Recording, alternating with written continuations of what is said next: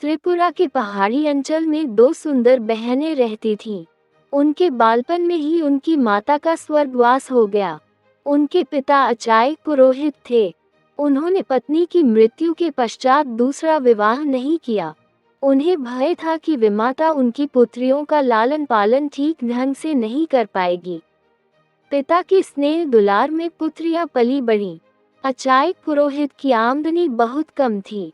वह झूम खेती स्थान बदलकर की जाने वाली खेती के द्वारा आजीविका कमाता था। उसकी पुत्रियां भी पिता की परेशानी समझती थीं, अतः वे अपने पिता से अनुचित मांग नहीं करती थीं। वर्षा ऋतु में उनके कष्ट और भी बढ़ जाते। कई वर्षों से मकान की मरम्मत नहीं हो पाई थी, अतः बरसात का पानी घर में घुस जाता। यूं तो उनका घर एक ऊंचे मचान पर था, किंतु पानी वहां भी पहुंच जाता। एक दिन दोनों बहनें खेत से थककर लौटीं। पूरे घर में पानी भरा हुआ था। छोटी बहन के मुंह से आह निकली। वह तड़प कर बोली, दीदी अब हम क्या करें? ठहरो, देखती हूँ, शायद कुछ मायदूर भात का बना त्रिपुरी भोजन पड़ा होगा। अभी उसे खाकर ही भूख मिटाते हैं, कहकर बड़ी बहन ने सांत्वना न दी। बड़ी बहन ने थैला टटोला, किंतु खाने को कुछ नहीं मिला। सब कुछ बरसात के पानी में भीगकर खराब हो गया था। उसकी आंखों में आंसू आ गए। छोटी बहन का दुख वह सह न सकी। उसने प्रतिज्ञा की कि मैं उसी को अपना पति मानूंगी जो मेरे घर को संवार देगा। जिस तरह सबके कष्ट दूर होते हैं, उसी तरह वह दुख भरी रात्रि भी बीत गई। अगले दिन जब दोनों बहनें घर लौटी तो घर की कायापलट देखकर दंग रह गईं।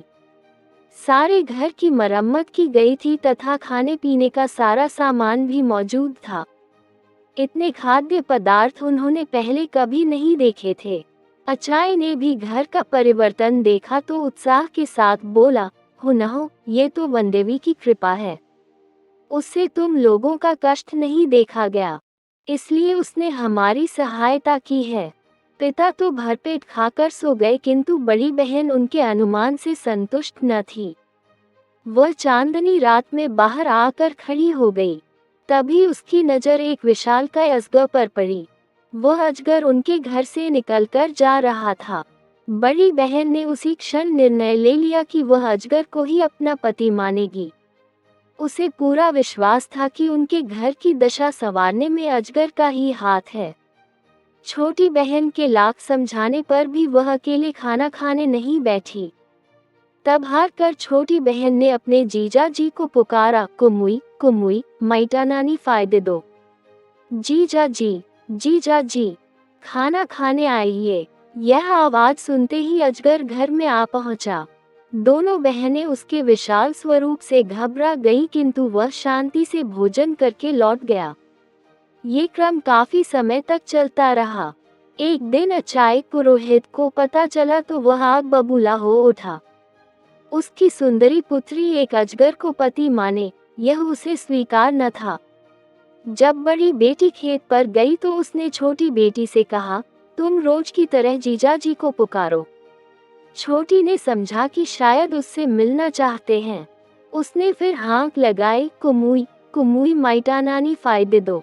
अजगर जो ही मचान के पास पहुंचा, आड़ में छिपे अचायक पुरोहित ने तेज हथियार से उसके टुकड़े टुकड़े कर दिए। छोटी फूट फूट कर रोने लगी। बड़ी बहन ने जब अपने अजगर की मृत्यु का समाचार सुना तो वह दुखी हो गई। कुछ ही दिनों में उसके मन में अजगर के प्रति प्रेम भाव जाग गया था। उससे वियोग की कल्पना से वह भयभीत हो उठी। बिना एक शब्द कहे वह नदी की ओर चल दी। छोटी बहन भी उसके पीछे चल दी। बड़ी ने आंखें बंद की और रोती रोती नदी के पानी में उतरती चली गई। बेचारी छोटी उसे पुकारते रही, मत जाओ दीदी, मत जाओ दीदी। बड़ी बहन जो ही नदी में उतरी तो सीधे एक राजभवन में पहुंच गई। जल के नीचे इतना सुंदर महल देखकर वह दंग रह गई।